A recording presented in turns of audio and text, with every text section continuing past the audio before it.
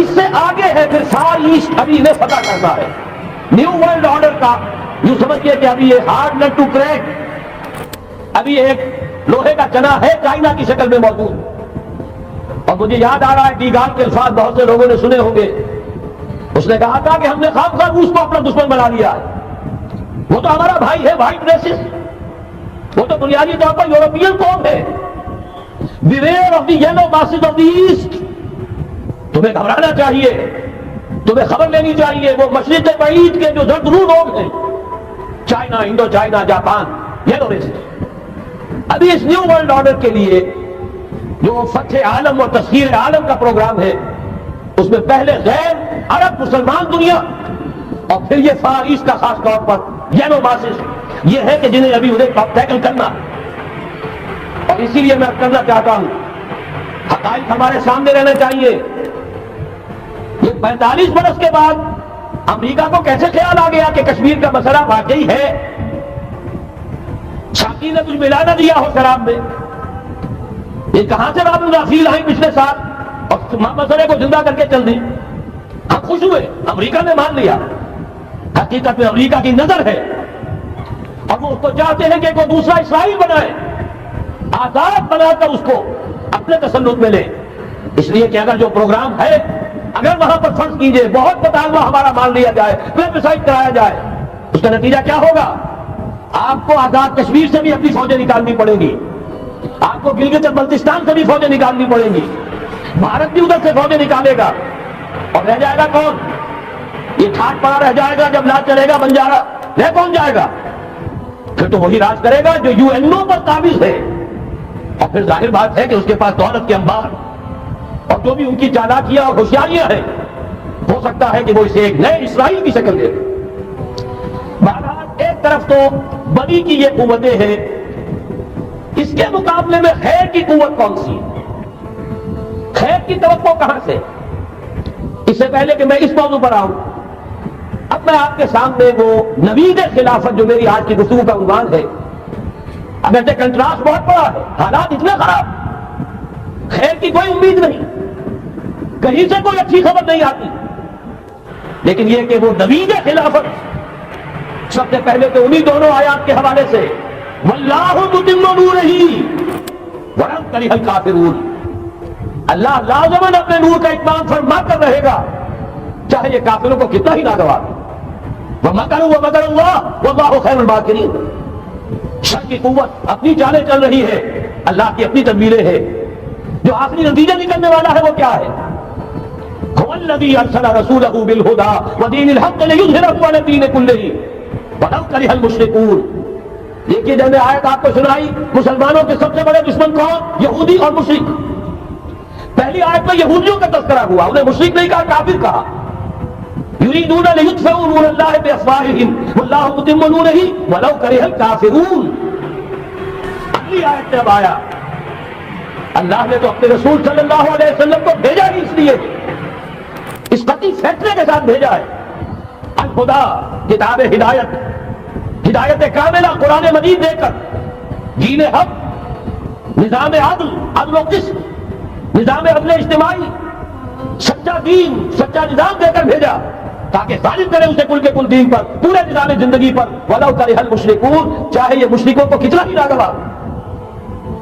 یہ بات تو ہو کر رہے گی اور اس کو نوٹ کر لیجئے کہ چونکہ حضور کی بعثت ہوئی پوری نوع انسانی کے لیے، وَمَا أَرْسَلْنَاكَ إِلَّا كَافَّةً لِلنَّاسِ بَشِيرًا وَنَذِيرًا. جب تک پوری نوع انسانی پر اللہ کا دین غالب نہ ہو جائے، اس آیت مبارکہ میں اللہ کا جس فیصلہ کا اعلان کیا گیا ہے گویا کہ ابھی وہ پورا نہیں ہوا، ہونا ہے. اسی لیے کہا تھا اقبال نے وقت فرصت ہے کہاں، کام ابھی باقی ہے. نور توحید کا اتمام ابھی باقی، کل نور ارضی پر، کل عالم انسانیت پر اللہ کا دین غالب ہو کر. اس کی پھر نوید جو سورہ نور میں آئی ہے، اگر آپ کے پاس یہ ہے موجود 4 ورقہ نکال لیجئے، متن کو دیکھیے. خلافت کا وعدہ، حدیث مبارک ہے حضرت نعمان بن بشیر. یہ آیت جو ہے یہ سورہ نور کی ہے. وَعَدَ اللَّهُ الَّذِينَ آمَنُوا مِنكُمْ وَعَمِلُوا الصَّالِحَاتِ. مسلمانوں تم میں سے جو لوگ ایمان اور عمل صالح کا حق ادا کر دیں گے، دعا کیجئے اللہم ربنا اجعلنا منہم، اللہ ہمیں اس کی توفیق دے، اللہم وفقنا لہذا، اللہ ہمیں اس کی توفیق عطا فرما۔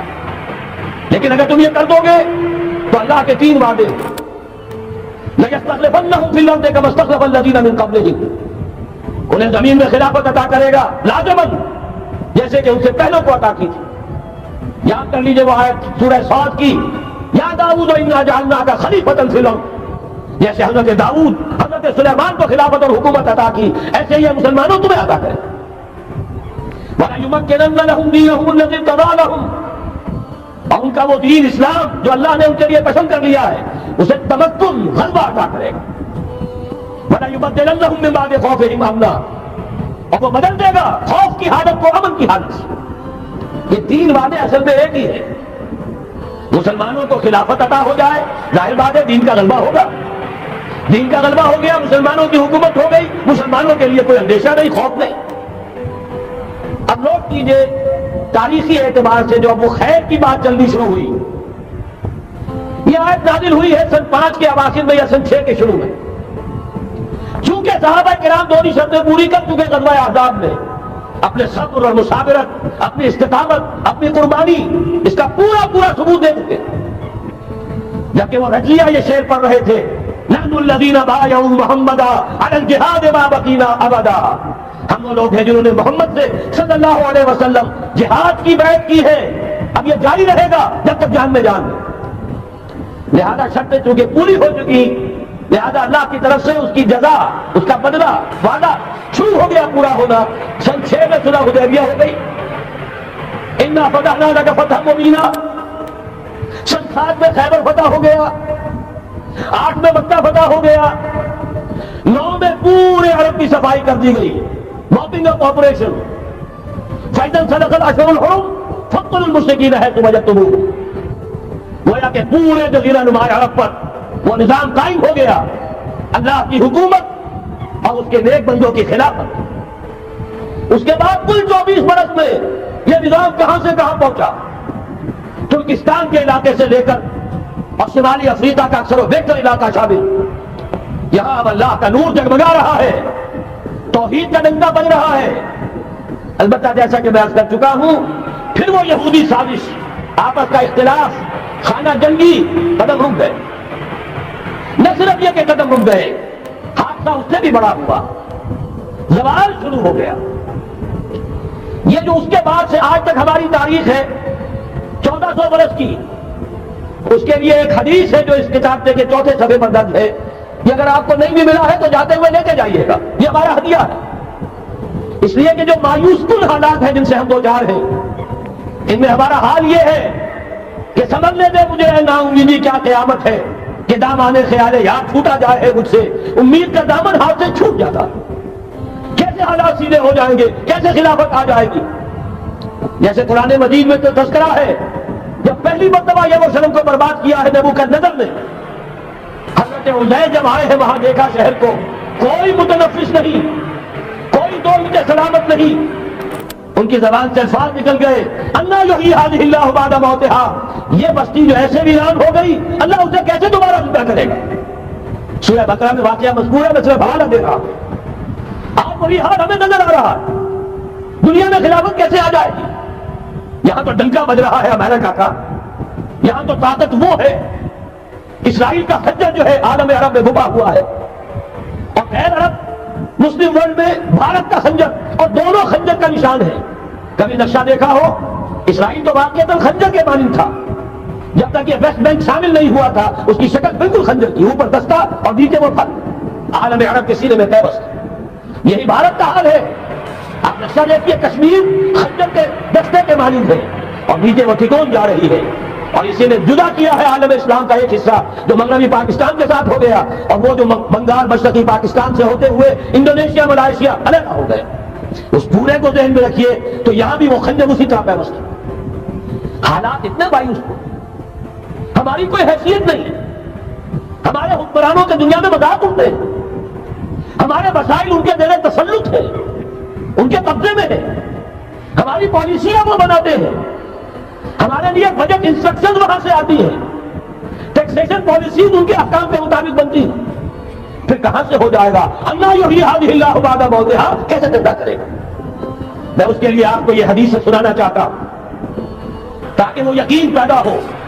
ایمان بالغیب جو پہلی شرط ہے قرآن مجید کی ہدایت سے استفادے کی، الاسلام ذالک الکتاب لا ریب فیہ ھدی للمتقین الذین یؤمنون بالغیب۔ نبی نے خبر دی صلی اللہ علیہ وسلم، اور آپ نے اپنی تاریخ، اپنی امت کی کل تاریخ کے 5 عنوان گنا دیے۔ حضرت نعمان بن بشیر کی حدیث مسند احمد بن حنبل، تکون النبوۃ فیکم ما شاء اللہ ان تکون، مسلمانوں تمہارے مابین نبوت قائم رہے گی، موجود رہے گی، یعنی میں بنفس نفیس تمہارے مابین رہوں گا جب تک اللہ چاہے گا۔ ثم یرفع اللہ اذا شاء یرفعها، پھر جب اللہ چاہے گا نبوت کو اٹھا لے گا، یعنی میرا انتقال ہو جائے گا۔ دوسرے دور کی خبر دی، ثم تکون خلافۃ علی منہاج النبوۃ، پھر ایک دور آئے گا خلافت کا، اے نبوت کے نقش قدم پر کوئی فرق نہیں ہوگا، وہی نظام جو میں نے قائم کیا ہے یوں کا تو قائم رہے گا، میرے نقش قدم پر وہ خلافت ہوگی۔ فرمایا وہ نہیں رہے گا جب تک اللہ چاہے گا، پھر وہ بھی ختم ہو جائے گا۔ پھر فرمایا تیسرا دور آئے گا، ثم تکون ملکا عاقبا، ظالم ملوکیت، بادشاہی، محل بنیں گے، ٹھاٹ جمیں گے، ظلم کا سکہ رواں ہوگا، ناجائز قتل ہوں گے۔ حجاج ابن یوسف کے ہاتھوں سینکڑوں تابعی محمد ابن قاسم ملا کر شہید کر دیے گئے، ورنہ اسی وقت پورا یہ جزیرہ نما ہند جو ہے، انڈین پیننسولا، اس وقت پورا کا پورا مسلمان ہو جاتا۔ لیکن ملوکیت کو کبھی یہ برداشت نہیں ہوتا کہ کوئی شخص پبلک کے اندر مقبول ہونا شروع ہو جائے، پاپولر ہونا شروع ہو جائے، ان کے اقتدار کے یہ خطرہ ہو سکتا تھا۔